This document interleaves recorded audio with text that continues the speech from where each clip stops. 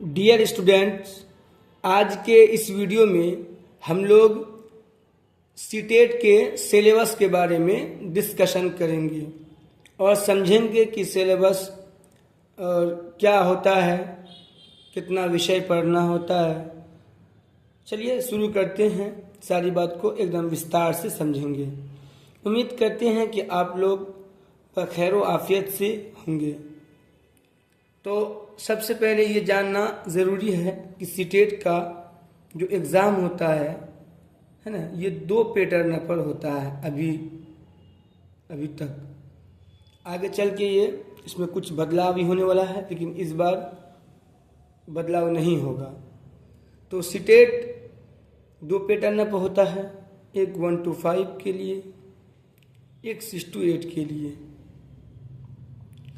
जो विद्यार्थी डीएलएड कर रहे हैं और वो इंटर से डीएलएड कर रहे हैं, उसके बाद ग्रेजुएशन की डिग्री उसके पास नहीं है, तो वह 1 to 5 के लिए ही एलिजिबल हैं, यानी 1 to 5 के लिए ही भर सकते हैं फॉर्म। वो जो विद्यार्थी डीएलएड किए हैं, अगर वो बीए भी किए हुए हैं, यानी ग्रेजुएशन बीए, बीएससी, बीकॉम कुछ भी अगर किए हुए हैं वो, यानी ग्रेजुएशन किए हुए हैं, तो वो 6 to 8 के लिए भी एलिजिबल है, 1 to 5 के लिए भी और 6 to 8 के लिए भी। जो विद्यार्थी बीएड किए हैं वो 6 to 8 के लिए एलिजिबल हैं, 1 to 5 के लिए नहीं। तो हम आप लोग जो है मैक्सिमम आप लोग में से 1 to 5 के लिए एलिजिबल हैं, क्योंकि मैक्सिमम लोग जो हैं सिर्फ इंटर किए हैं और इंटर से जो है आप लोग डीएलएड कर रहे हैं। तो आप लोग एक बात और थोड़ा जान लीजिए, डीएलएड का सिलेबस और सीटेट का सिलेबस ऑलमोस्ट यानी लगभग सेम ही होता है। और आप अगर अच्छा से पढ़ लेंगे, सीटेट की तैयारी कर लेंगे, तो डीएलएड में पास हो ही जाना है, पास हो ही जाइएगा। बस थोड़ा सा मसला है इंग्लिश का, जो कि डीएलएड में आप लोग को इंग्लिश नहीं पढ़ना है, सीटेट में आप लोग को इंग्लिश नहीं पढ़ना है और डीएलएड में आप लोग को पढ़ना पड़ेगा। क्योंकि डीएलएड सीटेट में भी इंग्लिश होता है, लेकिन आप लोग सीटेट का इंग्लिश नहीं पढ़ेंगे। आप लोगों को हिंदी और उर्दू 2 ही लैंग्वेज पेपर होता है। 2 लैंग्वेज पेपर में उर्दू और हिंदी रखना है, उर्दू हिंदी पढ़ना है। तो आज के क्लास में हम लोग समझते हैं कि कितना नंबर का एग्ज़ाम होता है और कौन कौन सा विषय होता है। 150 मार्क्स एग्ज़ाम होता है, टोटल नंबर, ठीक है। 150 का होता है। इसमें लैंग्वेज पेपर 1, लैंग्वेज पेपर 2 होता है। तो आप लोग में से जो लगभग मैक्सिमम लोग लैंग्वेज पेपर 1 में हिंदी ही रखते हैं, और आप लोग भी हिंदी ही रखिएगा। 30 नंबर का हिंदी होगा। ये 30 में भी 2 तरह से होता है। 15 जो है, 15 नंबर में आपको निबंध पढ़ना होगा, है ना।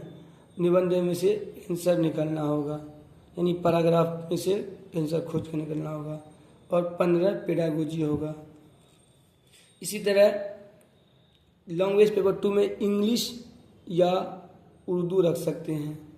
आप लोग में से मैक्सिमम लोग तो उर्दू ही रखेंगे, इसलिए हम उर्दू का सिलेबस डिस्कस करेंगे।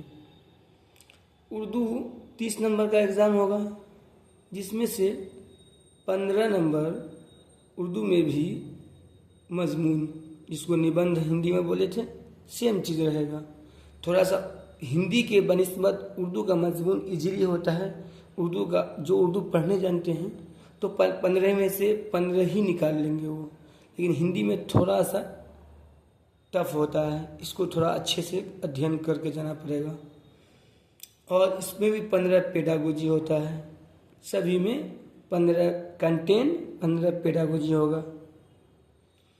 और इसके बाद सबसे जो टॉपिक जो आप मैट्रिक और इंटर में नहीं पढ़े हैं, वो है CDP, child development progression, CDP, बाल विकास को आप इसमें भी 15 कंटेंट बुक से आएगा और 15 पेडागोजी रहेगा। अभी पेडागोजी क्या होता है इसके बारे में हम विस्तार से भी समझेंगे। थोड़ा धैर्य बना कर रखिए, थोड़ा सब्र से काम लीजिए। इसके बाद फिर हम CDP के बाद चलते हैं, क्योंकि 1 to 5 का सिलेबस डिस्कस कर रहे हैं, है ना, 1 to 5 का। तो इसमें जो है आपको 15 नंबर का मैथ होगा, है ना, ये 30 नंबर का होगा। इसमें 15 जो है कंटेंट होगा और 15 पेडागोजी होगा, है ना। शिक्षण शास्त्र, ये शिक्षण शास्त्र सभी सब्जेक्ट में 15-15 रहेगा। अगर अब देखा जाए तो 15-5-75, और ये CDP का जो 15 कंटेंट में देख रहे हैं इसको भी इसी में सम्मिलित कर लीजिए। मोटा मोटी आपको पेडागोजी से 90 नंबर का एग्जाम में आएगा। और पेडागोजी मतलब CDP जितना आप पढ़ेंगे उतना पेडागोजी आपका सॉल्व होगा। लेकिन सभी सब्जेक्ट का पेडागोजी कुछ न कुछ अलग होता है, लेकिन आप CDP पढ़ लेंगे तो ऑलमोस्ट पेडागोजी आप बना सकते हैं। लेकिन सभी सब्जेक्ट का पेडागोजी होता है, इसको हम लोग विस्तार से पढ़ेंगे एक एक करके। इसके बाद मैथ के बाद आप आ जाइए पर्यावरण में, क्योंकि आप लोग 1 to 5 के लिए एलिजिबल हैं, आप में से ज़्यादातर लोग, और इसलिए 1 to 5 में पर्यावरण आता है। इसमें सभी में हम इंग्लिश लिखे हैं, यहाँ पर पर्यावरण हिंदी में लिख दिए हैं। इसका ये मतलब नहीं कोई समझे कि हमको इसका इंग्लिश नहीं आता है, इसका इंग्लिश आता है, पर मतलब जो मेरा कलम जैसे चल गया। तो ये इन्वायरमेंट होता है, EVS भी कह सकते हैं, इन्वायरमेंटल स्टडीज। ये भी 15 नंबर का कंटेंट होगा, है ना, और 15 क्या होगा, पेडागोजी होगा इसमें भी। यानी आप ये देख रहे हैं कि मोटा मोटी शिक्षण शास्त्र 75 नंबर का है, और ये पेडागोजी सभी में पढ़ना। तो आप क्यों नहीं पेडागोजी ही पढ़ के एग्जाम पास कर जाएं। आप एक चीज़ समझिए, पेडागोजी शिक्षण शास्त्र बच्चे को कैसे पढ़ाना है। किसी एक सब्जेक्ट का पेडागोजी अगर आप पढ़ते हैं तो दूसरा सब्जेक्ट का पेडागोजी भी ऑलमोस्ट आपका हो जाता है।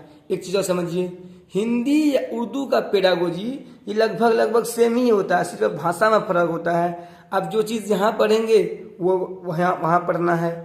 हिंदी उर्दू का एकदम सिलेबस सेम है, हिंदी और उर्दू का पेडागोजी, सिर्फ इसको हिंदी में पढ़ना है, उसको उर्दू में पढ़ना है। जब पढ़ाएंगे तो समझा देंगे। जैसे आमोजिश, अधिगम, आमोजिश और अधिगम दोनों एक ही चीज़ है। आप एक चीज़ अगर हिंदी पढ़ लेते हैं, वहाँ पर आप जान जाते हैं नाम की आमोजिश इसका उर्दू है, तो आप जो है आपको उर्दू पढ़ने की ज़रूरत नहीं पड़ेगी। और हम आपको एक उर्दू पढ़ाएंगे, इसके साथ साथ हिंदी भी दे देंगे।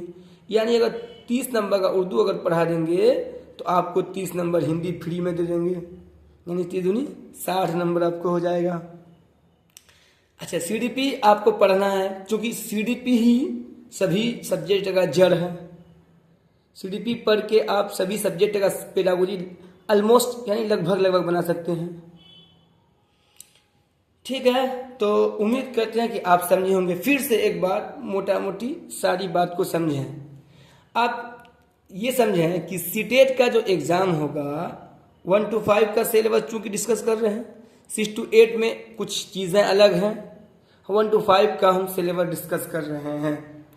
तो 1 to 5 में सबसे पहले आप तो 30 का उर्दू अगर पढ़ लेते हैं, 30 नंबर का उर्दू, तो 30 के उर्दू में 2 भाग है।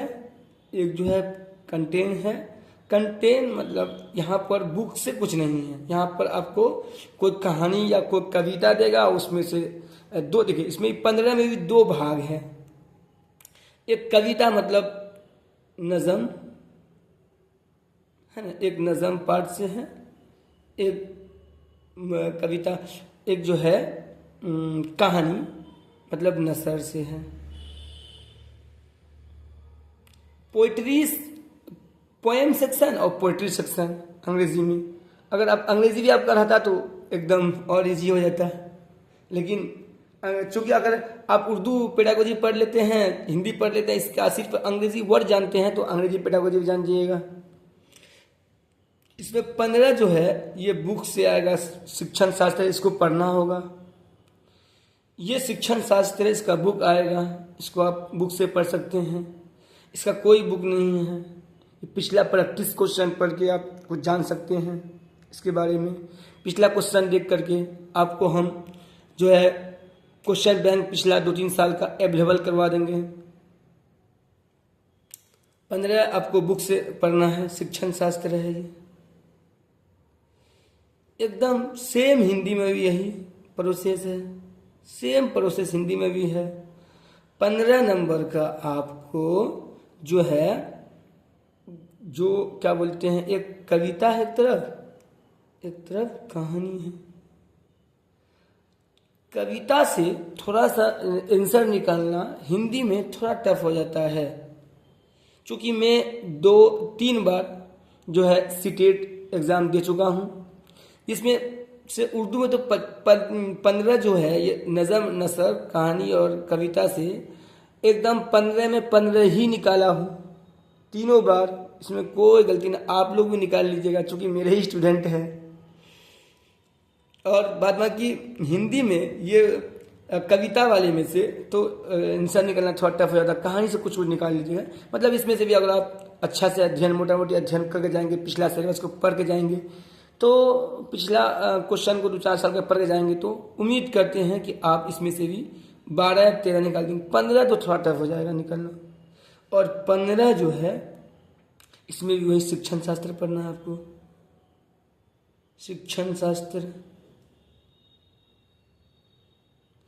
اور پھر اسی طرح CDP, سبھی سبجیکٹ کا جڑ جو ہے 30 نمبر کا CDP, یہ بھی 2 طرح ہے. 15 جو ہے یہاں پر کنٹینٹ پڑھنا بک سے ڈائریکٹ ہے, اس کا بک ہے CDP کا. اور 15 جو ہے शिक्षण शास्त्र ہے.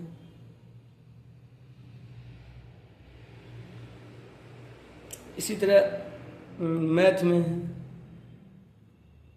30-15 کر کے 15 کا سلیبس ہے, بک سے پڑھنا ہے.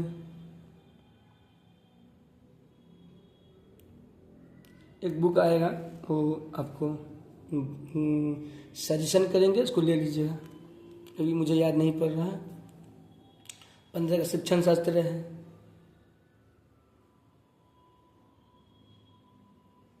اسی طرح پریاورن ہے.